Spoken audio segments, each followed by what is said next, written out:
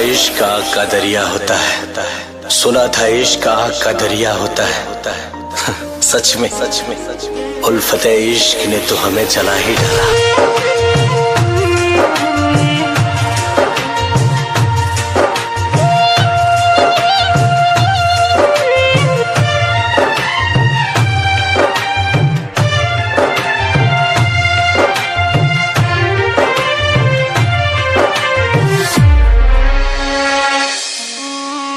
मरने के बाद भी मेरी आंखें खुली रहेंगी, मरने के बाद भी मेरी आंखें खुली रहेंगी, क्योंकि इन्हें आदत जो पड़ गई है तेरे इंतजार की, इन्हें आदत जो पड़ गई है तेरे इंतजार की।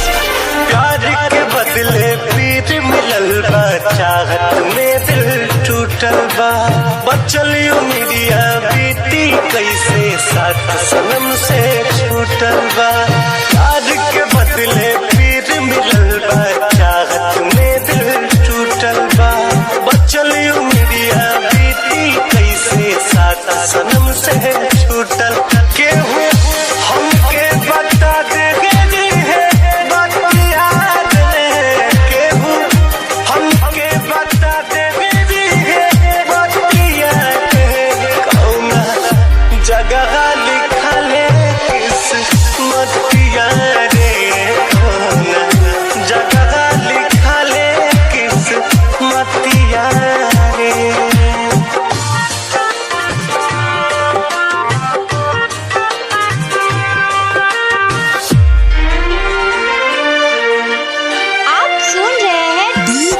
अनुराग रिमिक्स।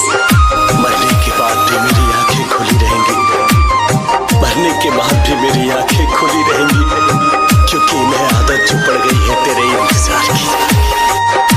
स्वर्ग नियन जिंदगी हो के फिर काहे नरक हो जाला हो, दूध ही आए के जाने रहे फिर काहे फर्क हो जाला।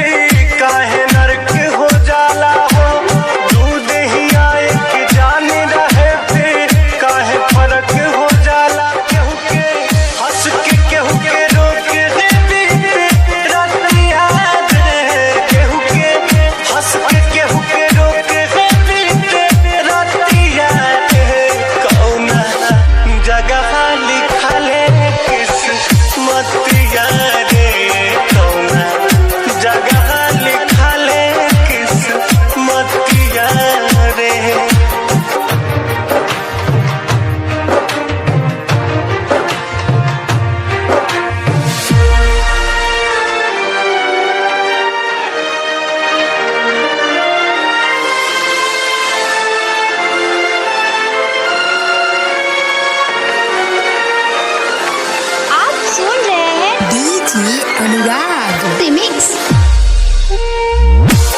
मरने के बाद भी मेरी आंखें खुली रहेंगी, मरने के बाद भी मेरी आंखें खुली रहेंगी, क्योंकि इन्हें आदत जो पड़ गई है तेरे इंतजार की। रीत के रीत कठोर बा बहुते, कातिल